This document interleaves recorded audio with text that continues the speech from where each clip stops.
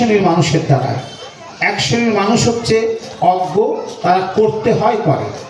আরেক শ্রেণীর মানুষ যে কর্মকাণ্ডের আয়োজন করে তার বিজ্ঞতার দায়ে কেন করব তার প্রয়োজনীয়তা উপলব্ধি করে জেনে বুঝে তবে তার গুরুত্ব জেনে সেটাকে সৃষ্টি করে।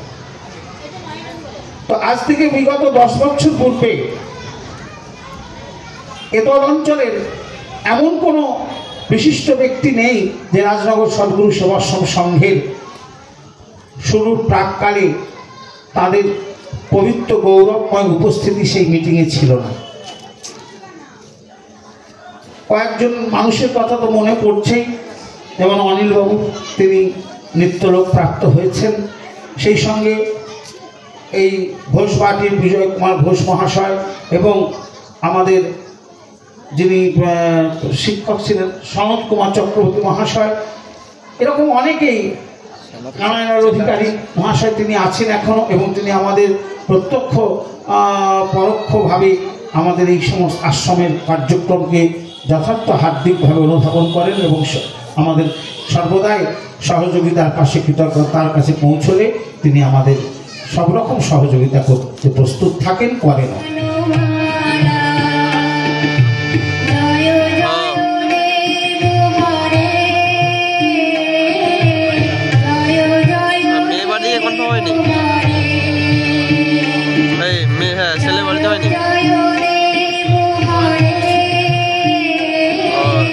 সাতাশে মে, তাই তো? তাহলে যাওয়া হবে কিভাবে? আমাকে বাসে যেতে হবে তো।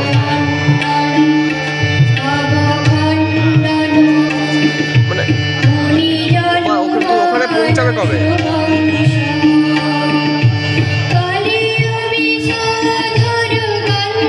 তাহলে 27 তারিখে পৌঁছাবো। আমার পদ মনে পড়ে গেছে, পদ আমায় লিখতে হবে বলে তিনি গ্রন্থ মন্দিরে গিয়ে পদ লিখছেন। তারপরেই প্রসাদ গ্রহণ করার পরে পদ্মাবতী তাকে শয়ন মন্দিরে শায়িত করে এসে প্রসাদে বসেছেন। প্রতিদিন তো তুমি দেখি আমাকে না খাইয়ে খাও না, তাহলে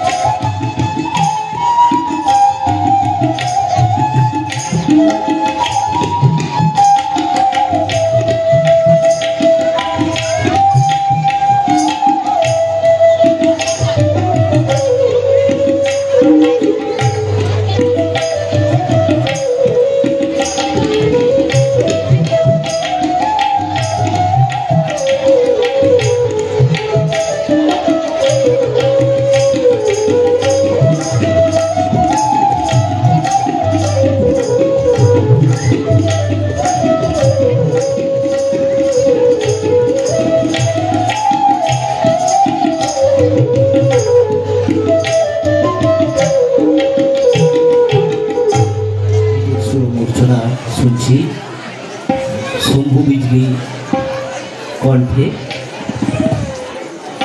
এখন আরেকটি সুরমূর্ছনা শুনে নেব, তারপর আমরা যার জন্য অপেক্ষা করছি সেই স্বামী মধুরূপানন্দ সরস্বতী নয়, আমরা চিদানন্দ সরস্বতী মহারাজের কাছ থেকে বক্তব্য শুনব।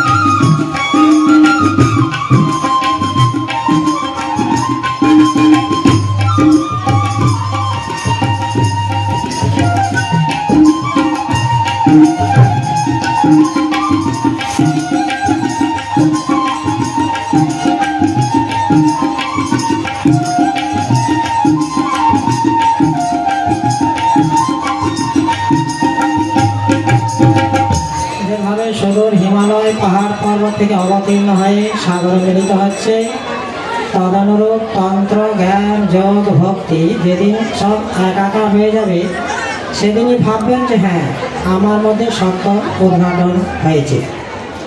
কিন্তু সমস্যাটা হলো কি, আমরা নিজেরা ধর্ম সম্বন্ধে কতটা কে জানে তা জানিও না, কিন্তু আমরা সবসময় একটা সমালোচনায় ব্যস্ত থাকি। এটা হচ্ছে সবচেয়ে অসুবিধা। যজ্ঞের মধ্যে শ্রেষ্ঠ হচ্ছে জ্ঞান যজ্ঞ, যেখানে ধর্মতত্ত্ব আলোচনা হয়, ধ্যান ধারণা হয়।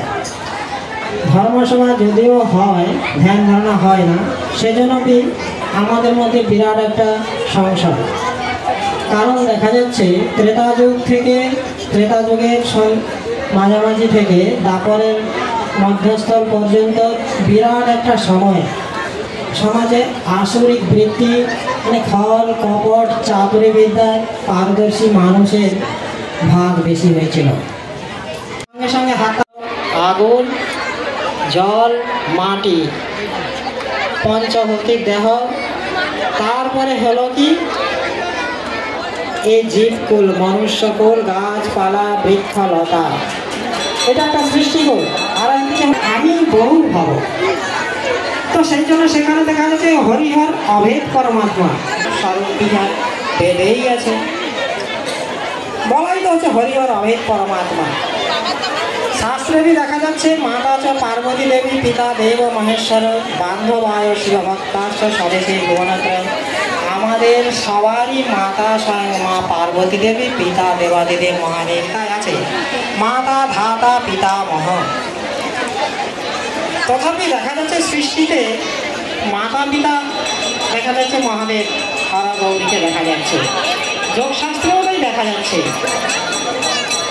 তো আবার দেখা যাচ্ছে যেটা মহানির্বাণ তন্ত্র সেখানেও আছে আগম আর নিগম বলে একটা শব্দ আছে, সেখানে দেখা যাচ্ছে একবার মা তাকেই দেখবে, এত ভেদাভেদ এত দ্বন্দ্ব কেন।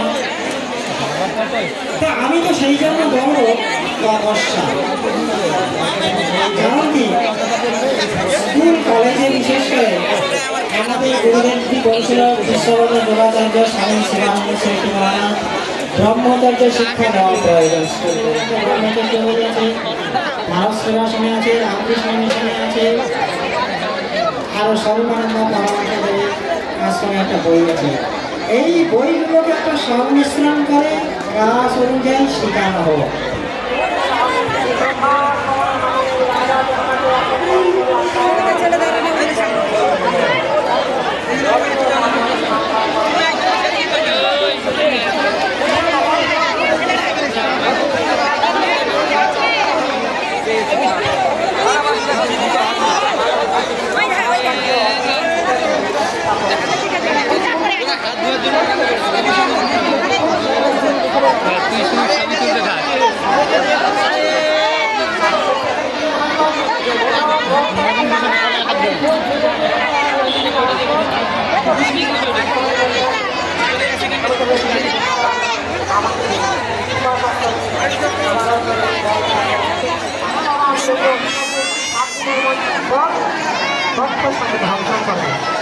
তুমি বয়সে ভালো রাজার জন্য আমরা বুঝে আসতে উদযাপন করি,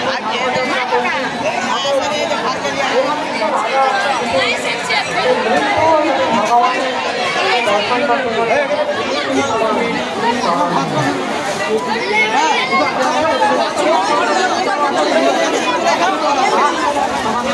রাজা সম্মান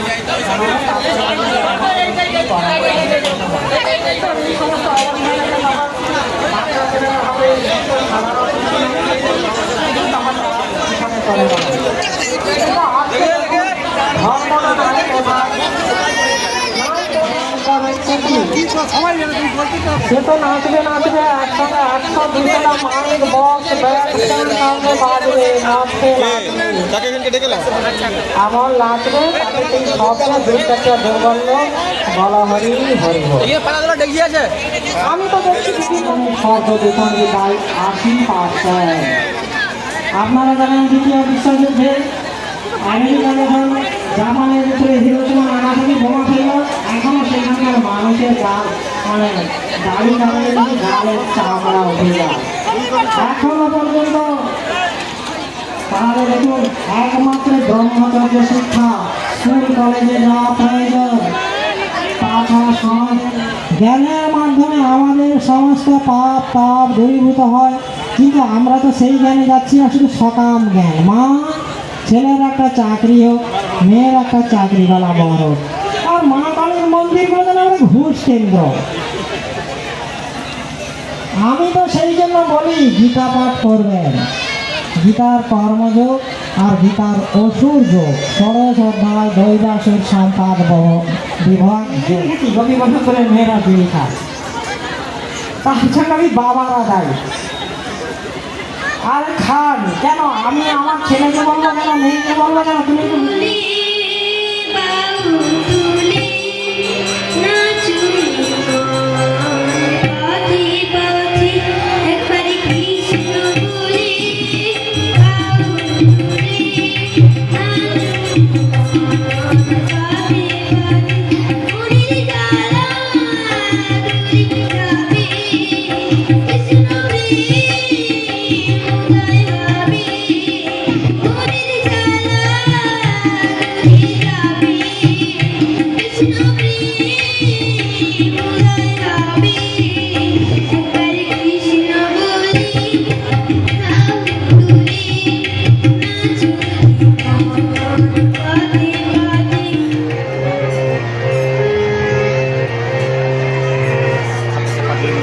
আমার হিয়ার মাঝে লুকিয়েছিলে